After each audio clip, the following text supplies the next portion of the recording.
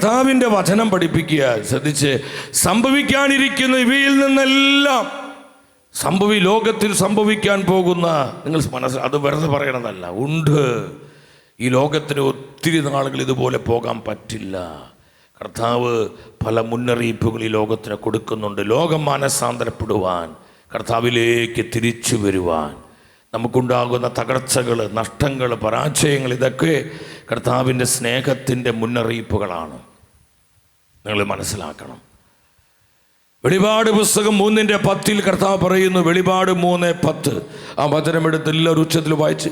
വെളിപാട് പുസ്തകം 3:10 എന്താണ് കർത്താവ് നമ്മൾ അറിയിക്കുന്നത്? ഉച്ചത്തിൽ വായിക്കാം. യെസ്.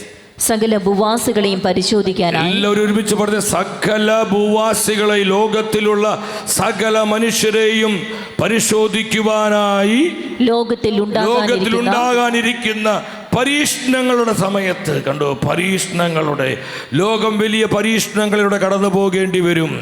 ലോകത്തിൽ പല വിനാശങ്ങളുണ്ടാകും, തകർച്ചകളുണ്ടാകും, പല വിധത്തിലുള്ള കഷ്ടതകളുണ്ടാകും.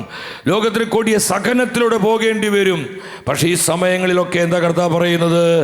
ഞാൻ നിന്നെ സംരക്ഷിക്കുകയും ചെയ്യും.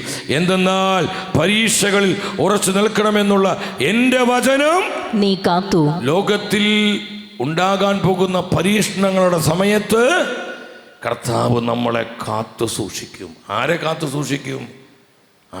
സൂക്ഷിക്കും? കർത്താവിൻ്റെ മുദ്രിത, ശ്രദ്ധിക്കുക, കർത്താവിൻ്റെ മുദ്രിത ആത്മാക്കളെയാണ് കർത്താവ് എല്ലാവരും സൂക്ഷിക്കില്ല സഹോദരങ്ങളെ.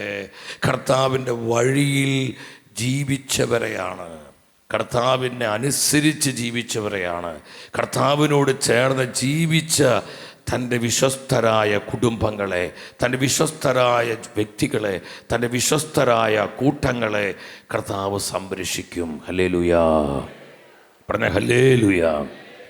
ഇപ്പോൾ ലോകത്തിൽ, നിങ്ങൾ അടുത്തിരിക്കുന്ന വ്യക്തിയോട് പറഞ്ഞ്, ലോകത്തിൽ ചില വിനാശങ്ങൾ ഉണ്ടാകും. അത് നമ്മൾ പറയുന്നത് സന്തോഷത്തോ വേദനയോടെ പറയണേ. എന്നിട്ട് മനസ്സിലാക്കാൻ പറ്റുന്നില്ല.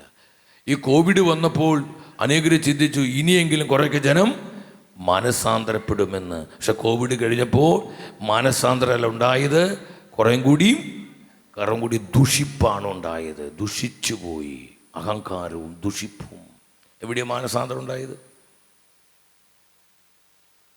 കേരളത്തിൽ പ്രളയം വന്നു കഴിഞ്ഞാൽ പ്രളയ സമയത്തൊക്കെ വലിയ പ്രാർത്ഥന സ്തുതിപ്പുണ്ടായിരുന്നു. പ്രളയം കഴിഞ്ഞതോടുകൂടി അതൊക്കെ പോയി.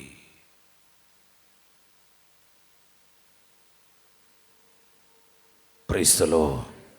കർത്താവ് പൊട്ടനല്ല. ഒരു ഹല്ലേലൂയ പറഞ്ഞേ. അവൻ സർവശക്തനാണ്. ഇത്രയും മുന്നറിയിപ്പുകളും ഇത്രയും വാണിങ്സ് തന്നിട്ടും മാനസാന്തരപ്പെടാൻ നീ തയ്യാറാകും മോനെ. നിനക്കുള്ള സന്ദേശ, നീ മാനസാന്തരപ്പെടാൻ തയ്യാറാകുന്നില്ലെങ്കിൽ, നീ അനുദപിക്കാൻ, ശ്രദ്ധിച്ച് ഇതാ ഇരിക്കുന്ന ചേട്ടായിയുടെ ഈ പറയുന്ന കർത്താവ്, നീ അനുദപിക്കാൻ തയ്യാറാകുന്നില്ലെങ്കിൽ, എൻ്റെ പൊന്നുമോനെ, നീ അനുദപിച്ച് മാനസാന്തരപ്പെട്ട് കർത്താവിൻ്റെ രക്ഷയിലേക്ക് വരാൻ നിനക്ക് മനസ്സില്ലെങ്കിൽ, എൻ്റെ സഹോദരിമാരെ, എൻ്റെ അമ്മമാരെ, നിങ്ങൾ വളരെ ശ്രദ്ധിക്കണം. മനസ്സില്ലെങ്കിൽ അത്ര സുഖകരമായ അനുഭവങ്ങളല്ല ഇനി വരാൻ പോകുന്നത്. ഒരു ഹല്ലേലൂയ പറഞ്ഞേ, ശക്തിയോടെ പറഞ്ഞേ ഹല്ലേലൂയ. ഇതിന്റെ നടുവിലും കർത്താവ് കുറെ പേരെ മുദ്ര ചെയ്തുകൊണ്ടിരിക്കുന്ന അറിയുന്നില്ല എന്നുള്ള മാമോദീസ മുദ്രയുണ്ട്. അതിൽ കർത്താവ് വലിയൊരു സംരക്ഷണ മുദ്ര തരുന്നുണ്ട്. ഹല്ലേലൂയ. സംശയം വ്യർത്ഥ പറയുന്നതല്ല, നിങ്ങൾ മനസ്സിലാക്കണം. എസെക്കിയേൽ പ്രവചനം 9:4 വരിക. എസെക്കിയേൽ പ്രവചനം 9:4 എന്താ ദൈവത്തിന്റെ വചനം പഠിപ്പിക്കുന്നത്? എസെക്കിയേൽ 9:4 പറയാ, എല്ലാവരും ഉച്ചത്തിൽ വായിച്ച്. ജെറുസലേം പട്ടണത്തിലൂടെ കടന്നു പോവുക, ആ നഗരത്തിൽ നടമാടുന്ന മ്ലേച്ഛതകളെ ഓർത്ത് കരയുകയും. ഇതാണ് മധ്യസ്ഥ പ്രാർത്ഥന നടത്തുന്നവർക്കുള്ള കൃപ. അവരുടെ കണ്ടു, ആരെല്ലാം പ്രാർത്ഥിക്കുന്നുവോ, ആരെല്ലാം മധ്യസ്ഥം വഹിക്കുന്നുവോ, ആരെല്ലാം ദൈവസന്നിധി നിലവിളിക്കുന്നുവോ, കരങ്ങൾ വിരിക്കുന്നുവോ, അവർക്ക് കർത്താവ് കൊടുക്കുന്ന ഒരു സ്പെഷ്യൽ കൃപയെക്കുറിച്ച് ഈ വചനം പറയുന്നത്. മ്ലേച്ഛതകളെ ഓർത്ത് കരയുകയും നെടുവീർപ്പിടുകയും ചെയ്യുന്നവരുടെ നെറ്റിയിൽ അടയാളമിടുക, നെറ്റിയില് അടയാളമിടുക, മുദ്രയിടുക. അങ്ങനെ കർത്താവ് പ്രത്യേകം മുദ്ര ചെയ്ത ആത്മാക്കളുണ്ട്. അവരെ തൊടാൻ ഒരു തിന്മയ്ക്കും പറ്റുകയില്ല. ഒരു 4 പേരോട് നിങ്ങൾ ഉറക്കെ പറഞ്ഞ് നമ്മൾ കർത്താവിൻ്റെ മുദ്രിതാത്മാക്കളാകണം. പറഞ്ഞ് കർത്താവിൻ്റെ മുദ്രിതാത്മാക്കൾ. മനസ്സിലാവുന്നുണ്ടോ? മുദ്രിതാത്മാക്കൾ. ഒരു പകർച്ചവ്യാധി, ഒരു മഹാമാരി, ഒരു വെള്ളപ്പൊക്കവും ഒരു വിനാശവും എന്തൊക്കെ വന്നാലും നിന്നെ കർത്താവ് കാത്തു സൂക്ഷിക്കൂ. നിന്നെ കർത്താവ് കാത്തു സൂക്ഷിക്കൂ. നീ കർത്താവിനോട് വിശ്വസ്തമായൊരാത്മാവാകണം. ഹല്ലേലൂയ. ഹല്ലേലൂയ. ചെറുത് പറഞ്ഞേ ഹല്ലേലൂയ. ഹല്ലേലൂയ. ലോകത്തിലുണ്ടാകാൻ പോകുന്ന വിനാശങ്ങളുടെ സമയത്ത് പകർച്ചവ്യാധികൾ, യുദ്ധക്കെടുതികൾ, മാരകമായിട്ടുള്ള തകർച്ചകള്, ഈ വിനാശങ്ങളുടെ സമയത്ത് ഞാൻ നിന്നെ സംരക്ഷിക്കും. പറഞ്ഞു, ഞാൻ നിന്നെ സംരക്ഷിക്കും. കർത്താവ് പറയാണ്. അതിനാൽ നീ പ്രാർത്ഥനയിൽ ജാഗ്രത വേണം. ജാഗ്രത വേണം. നന്നായി പ്രാർത്ഥിക്കണം. തീഷ്ണതയോടെ പ്രാർത്ഥിക്കണം. ഹല്ലേലൂയ. ഹല്ലേലൂയ. ശക്തിയോടെ പറഞ്ഞേ ഹല്ലേലൂയ. ഹല്ലേലൂയ. യേശുവേ നന്ദി. യേശുവേ നന്ദി. അതുകൊണ്ടാണ് നിങ്ങൾ ശ്രദ്ധിക്കുക, ഇതൊരു കർത്താവ് വേർതിരിക്കും സഹോദരങ്ങൾ. കർത്താവ് വേർതിരിക്കും.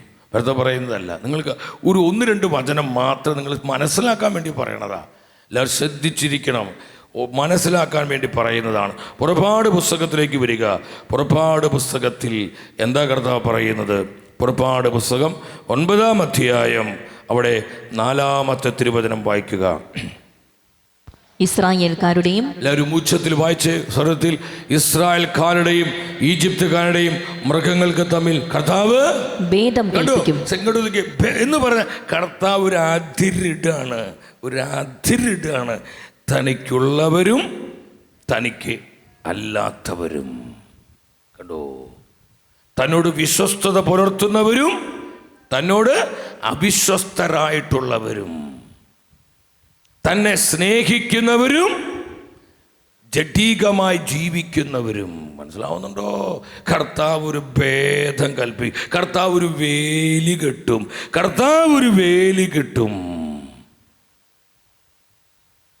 ഒരു ഹല്ലേലൂയ പറഞ്ഞേ. ഹല്ലേലൂയ. ആ വേലി കെട്ടുമ്പോ പറയാണ്, കണ്ടോ, എന്നാൽ ഇസ്രായേൽക്കാരുടേതിൽ ഒന്നുപോലും നശിക്കുകയില്ല, നശിച്ചു പോവില്ല. സംശയിക്കേണ്ട. കർത്താവ് പറയുന്നത്, നിങ്ങൾ 9:6 വായിച്ച 6 എന്താ പറയുന്നത്? അടുത്ത ദിവസം തന്നെ കർത്താവ് അപ്രകാരം പ്രവർത്തിച്ചു. ഈജിപ്തുകാരുടെ മൃഗങ്ങളെല്ലാം ചത്തൊടുങ്ങി, എന്നാൽ ഇസ്രായേൽക്കാരുടെ മൃഗങ്ങളിൽ ഒന്നുപോലും ചത്തില്ല. കർത്താവ് വേലി കെട്ടി. മഹാമാരിക്ക് ഇങ്ങോട്ട് കടക്കാൻ പറ്റിയില്ല. സംഹാരദൂതനെ കണ്ടു. കുഞ്ഞാടിന് രക്തത്തിൻ്റെ അടയാളമുണ്ട്, കടക്കാൻ പറ്റുന്നില്ല. കൂരിരുട്ടിന് കടക്കാൻ പറ്റുന്നില്ല. ഒരു ഹല്ലേലൂയ പറഞ്ഞേ. ഈജിപ്തിൽ ബാധിച്ച മഹാമാരി ഇതൊക്കെ ഒരു അടയാളമാണ്. നൂറ്റാണ്ടുകൾക്കും അടയാളം കൊടുത്തിരിക്കുക. ഇതെല്ലാം ലോകത്തിൽ ഒന്നല്ലെങ്കിൽ ഒന്ന് കടന്നു പോകും. നമ്മൾ ഈജിപ്തിൽ ബാധിച്ച മഹാമാരികൾ, ആ ജഡ്ജ്മെന്റ് നിങ്ങൾ നോക്കുക സഹോദരങ്ങളെ. ആ ജഡ്ജ്മെന്റിന്റെ സമയത്തും തൻ്റെ ജനത്തെ കർത്താവ് സംരക്ഷിച്ചു.